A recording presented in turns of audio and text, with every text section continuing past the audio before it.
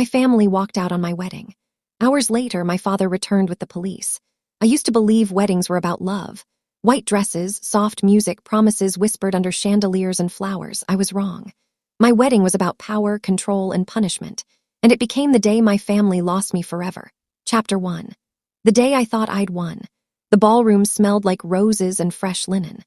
Sunlight poured through the tall glass windows, turning everything golden. Guests were seated.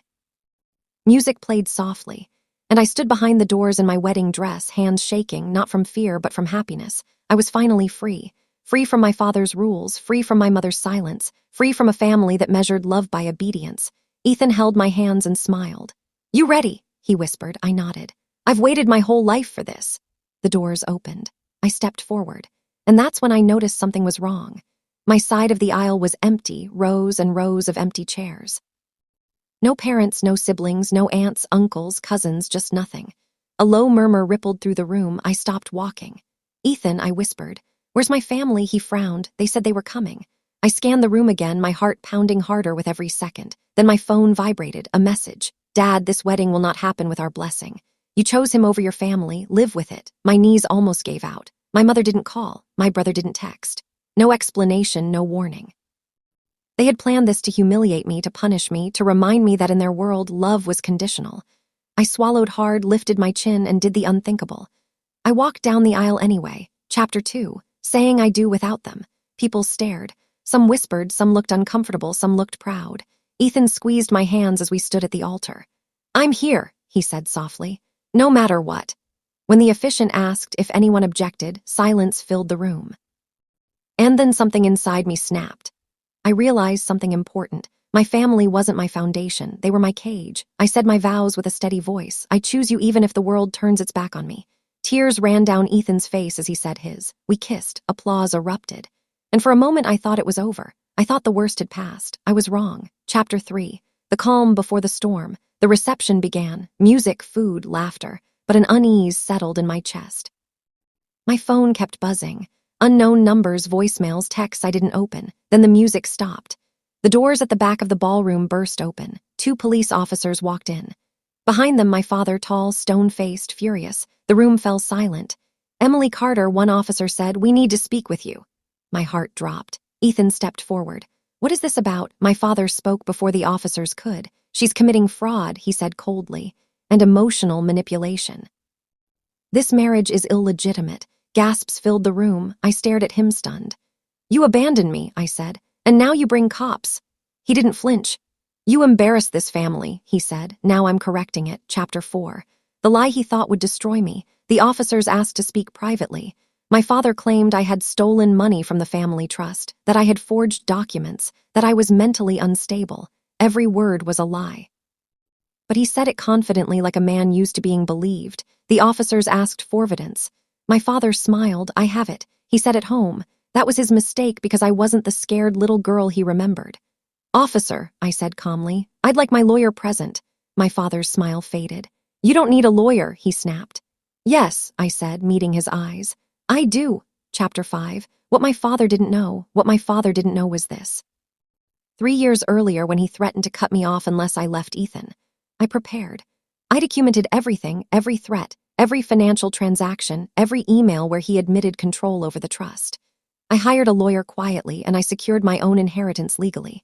The trust wasn't his alone, and the money already mine. When the officers returned, my lawyer was on speakerphone. The room listened as everything unraveled. The accusations were false. The trust documents were valid. The claims were baseless. My father's face drained of color. Then the officer turned to him. "Sir," he said, "filing a false report is a serious offense." Silence. For the first time in my life, my father looked afraid. Chapter 6. The public fall. The guests watched as the officers questioned my father. Whispers turned into shock, then judgment. My mother appeared at the doorway, too late. She looked at me with tears in her eyes. "Emily," she whispered. I looked at her and felt nothing. No anger, no sadness, just clarity. "You had your chance," I said. The officers escorted my father out, not in handcuffs, but in disgrace. Chapter 7. What I gained by losing them. The music started again. Slowly, applause followed. Ethan held me as I cried, not from pain, but relief. I lost my family that day, but I gained my life. We went on our honeymoon without them. We built a home without their approval. We created peace without their permission. Months later, my father tried to call. I blocked the number. Some doors don't deserve reopening. Final words. They walked out on my wedding to break me. They sent the police to control me. But in the end, they lost their daughter and I found myself. People think revenge is loud. Courtrooms, screaming matches, public humiliation. But the strongest revenge, silence. After my wedding, I disappeared from my family's world. No calls, no visits, no explanations. I blocked every number connected to them. For the first time in my life, I slept peacefully. But my father, he couldn't stand it. Men like him don't fear losing daughters, they fear losing control. Chapter 9. My father's first mistake. 2 months later, a letter arrived, not an apology, a threat. He demanded I return family assets or face legal consequences. I laughed because what my father still didn't understand was this. I wasn't reacting anymore. I was planning. My lawyer smiled as she read the letter. He's panicking, she said. That means we're winning. What happens now? I asked. She slid a folder across the table. We finish this. Chapter 10. The truth comes out. My father had built his reputation on power and respect, but reputations are fragile. We filed a counter-suit. Not emotional, not dramatic, precise, false police report, financial coercion, emotional abuse documented over years, emails, voice recordings, signed threats, everything. When the case became public, people started asking questions, business partners pulled back, old friends went quiet, board members requested meetings, and suddenly the man who once ruled every room was being avoided. Chapter 11. My mother's late regret. One night. My mother showed up at my door. She looked smaller than I remembered. Older, broken, I should have protected you, she whispered. I believed her. But belief doesn't erase damage. You watched him destroy me, I said softly. And you called it love, she cried. I didn't. I hope you find peace, I told her, but not at my expense. I closed the door. That was the last time I saw her. Chapter 12. The courtroom moment. The courtroom was quiet when my father entered. No confidence, no power, just a man realizing too late that intimidation no longer worked. When it was my turn to speak, I stood tall. I wasn't abandoned because I was wrong. I said I was abandoned because I stopped obeying. My father wouldn't meet my eyes. The judge ruled quickly. False reporting confirmed. Damages awarded. Restraining order approved. And just like that, the man who once controlled my life lost legal access to it forever. Chapter 13. What hurt him the most? It wasn't the money. It wasn't the reputation. It was this. I didn't ask him to love me. I didn't ask him to change. I simply walked away. Men like my father don't survive irrelevance. Chapter 14. 5 years later. 5 years passed. Ethan and I built a life that felt quiet and real. A home full of laughter. Careers built on choice, not pressure. Love without conditions.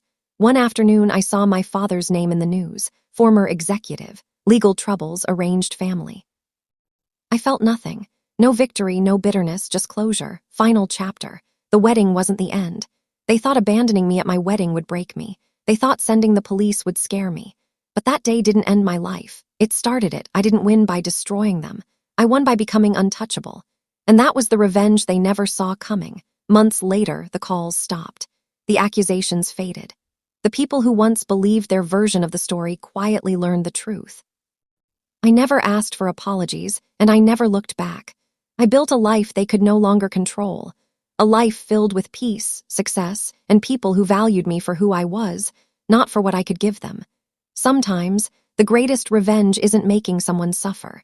It's proving that their worst efforts couldn't stop you from becoming everything they said you never would.